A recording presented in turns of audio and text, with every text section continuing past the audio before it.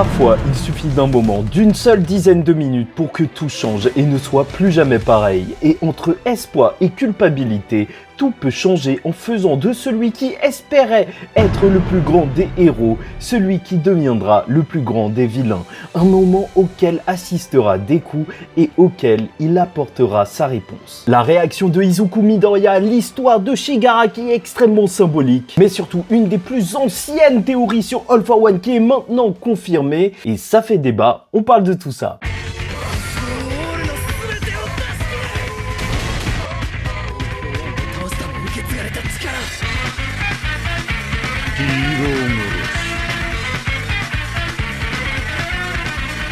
Mesdames et messieurs, ici Chaz et on se retrouve aujourd'hui pour la review du chapitre 418 de My Hero Academia. Un petit cœur, et c'est un chapitre très symbolique puisqu'il marque la fin de la discussion entre Shigaraki et Deku à cœur ouvert, un combat qui rentre dans une autre phase totalement. Et sait-on jamais, est-ce que ça va continuer à se taper? Probablement vu la fin de ce chapitre, mais ça, on va le voir tout de suite. Au passage, petite info qui nous est parvenue, normalement dans le prochain tome de My Hero Academia, il y aura cette image d'All Might et de All for One qui est bien sûr un hommage à Dragon Ball, et ça fait plaisir à Akira Toriyama, on pense à lui, le papa des shonen actuels. Et n'hésitez pas à liker ou disliker la vidéo, commenter, donner votre avis en commentaire et vous abonner si vous n'êtes pas encore abonné, car on parlera de My Hero Academia jusqu'à la fin et on continue de le faire même si c'est moins populaire, donc vraiment le soutien n'est pas trop. Mais commençons tout de suite par parler de Tenko Shimura qui joue le vilain, puisque bien entendu on se trouve dans le monde intérieur de Shigaraki et c'est le moment pour pouvoir le toucher en plein cœur. Là, Deku est seul, personne avec lui et face aux souvenirs du jeune Tenko Shimura,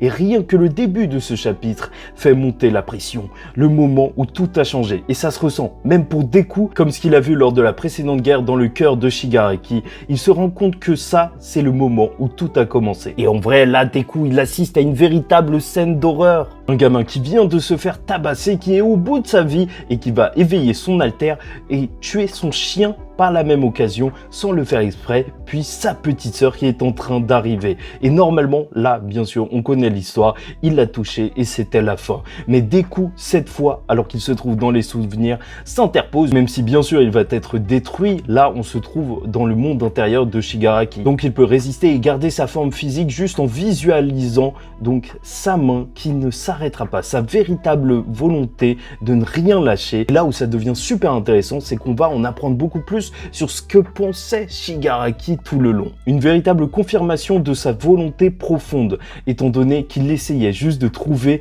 un sens à cette réalité. Sinon, quel était le sens de tout ça si ce n'était pas de devenir un vilain? Et même Deku va le ressentir, les sentiments du jeune Tenko sont équilibré dans un certain sens. Il est en train de pencher à ce moment-là. Il est complètement partagé et il dira au héros de s'en aller et bien sûr se rappellera de toutes les personnes qui ne l'ont pas aidé dans ce monde héroïque où chaque personne qui passait par là voyait un gamin totalement flippant mais qui avait besoin d'aide, se disait que en réalité, quelqu'un d'autre viendrait l'aider. Quelque chose qui est peut-être dû à All Might, et c'est tout le sujet justement de cet arc final. Dans un certain sens, dans cette société héroïque, l'individu a été déresponsabilisé de ses actes totalement humains en fait. Aider un gamin dans la rue. Et là quand même on va avoir un acte fort, Deku qui va lui tenir la main. Et c'est peut-être puissant parce qu'en réalité, on sait pas ce qui peut se passer. Ça se trouve que vu qu'on voit Deku sans ses bras, qu'il les a réellement perdus. On se serait complètement fou, mais sait-on jamais? C'était risqué. Et lui-même sait à quel point ça peut être puissant étant donné qu'il l'a subi en tant que Dark Deku entre guillemets. Lorsque Ida lui a tendu la main, ça l'a marqué. Et là, il ne lâchera pas Shigaraki et il lui dit « Je suis là ». Et ce moment est juste énorme quand on y pense. C'est les paroles qui font référence au mot d'All Might qu'il disait à l'époque à la société tout entière. Et là, Deku les dit à un seul individu. Il lui dit littéralement qu'il sera là pour le gamin qui est juste devant ses yeux. Et ça, bien évidemment, ça change absolument tout. L'individu avant tout, et les dessins d'Horikoshi retrouvaient le Deku qui est sous sa forme enfant, avec le Tenko Shimura qui est lui aussi sous sa forme enfant. Oui, bien sûr, c'est ce que fait Horikoshi lors de cet arc final avec plusieurs personnages qu'on retrouve comme ça, mais ça marche, voilà, véritable sentiment, les sentiments les plus purs, les sentiments des enfants, et bien sûr, certains vont s'amuser à collectionner les images de tous ces gamins. Et je sais que ça paraît un petit peu bizarre, mais mais plus comme des pop, enfin un truc mignon quoi, pas un truc chelou. Et Shigaraki s'en souviendra. Enfant, il jouait à être All Might et désormais, avec ses nouveaux camarades, il joue à être son ennemi. Il a pris le rôle du vilain. S'il n'est pas le héros, alors il deviendra l'ennemi. Ce sera le héros des vilains et donc l'ennemi ultime. Et j'aime énormément ce passage. Franchement, je trouve que c'est un des passages les plus forts de My Hero Academia.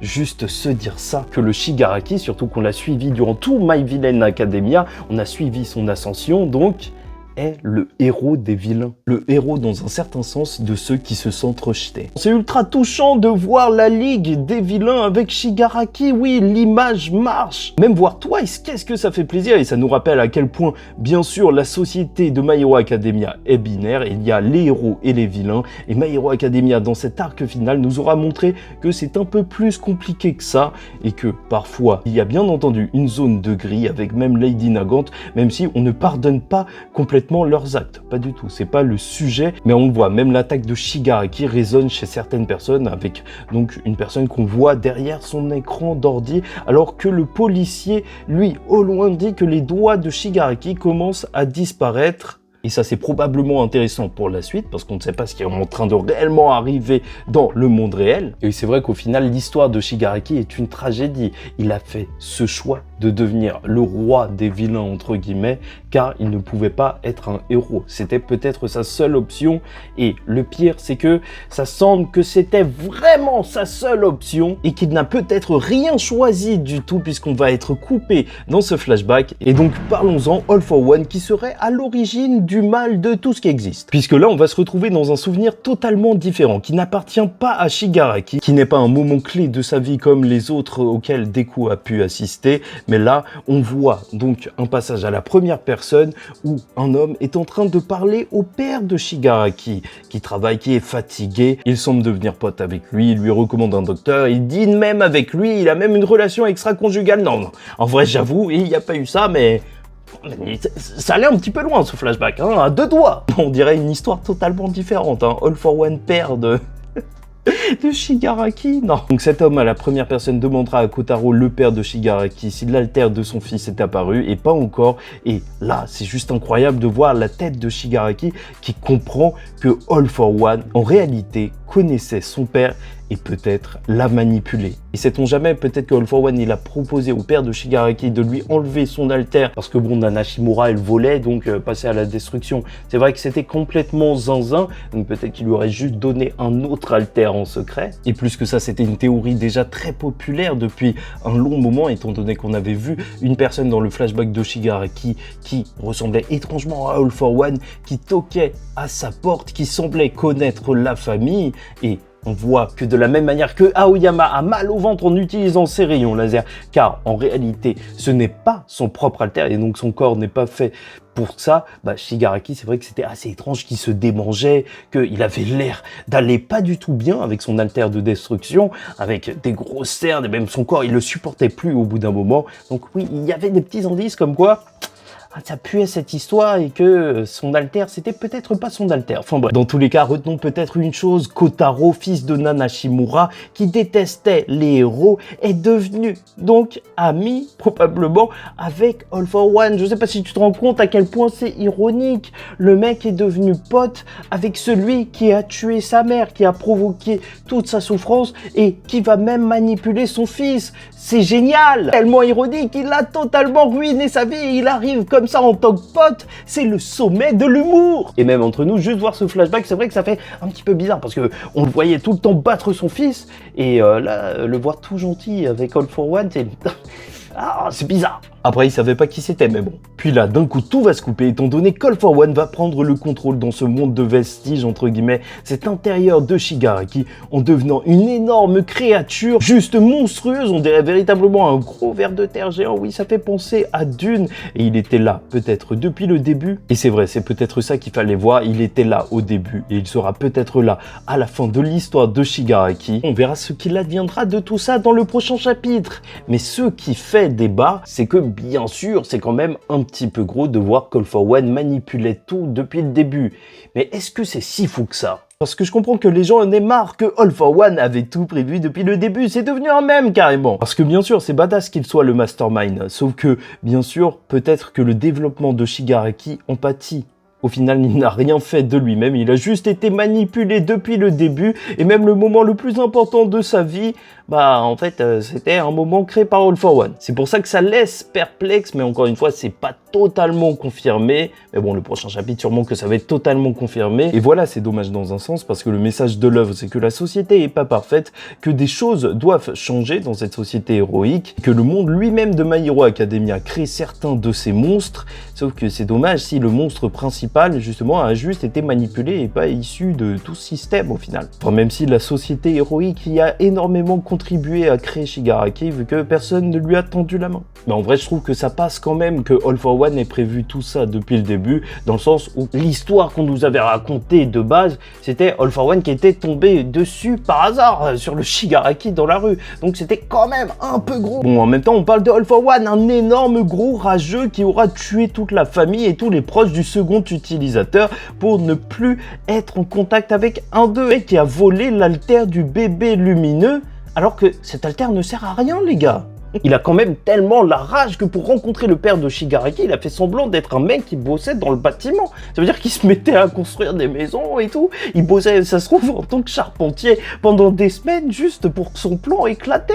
Voilà, c'est un gros rageux depuis le début. Et bon, pour ceux qui ne vont pas apprécier le retour de All for One, parce que c'est vrai, on l'a vu encore et encore. Bon, en réalité, je vous le rappellerai, il nous avait été déjà teasé, étant donné qu'il nous avait dit qu'il avait encore un dernier atout qui l'attendait. Et en plus, si c'est la haine de Shigaraki qui lui a permis de surpasser l'esprit d'All for One, c'est logique que, en étant sauvé littéralement par Deku petit à petit, au moment où il se sent le plus faible dans sa conviction, que voilà, il se fasse rebouffer par All for One. Et donc là, bien évidemment que la suite promet d'être intéressante. Est-ce qu'on va voir un Shigaraki et Deku face à une sorte d'All for One? Est-ce que Shigaraki va enfin pouvoir détruire All for One par lui-même? Parce que s'il réalise qu'il a été manipulé, peut-être qu'il passera de l'autre côté. On le verra peut-être sortir totalement de l'emprise qu'avait All for One depuis le début, qu'il l'a transformé en vilain. Bon, personnellement, je me demande surtout ce qu'il se passe à l'extérieur. Est-ce que All for One a véritablement pris le contrôle du corps de Shigaraki, est en train de tout détruire?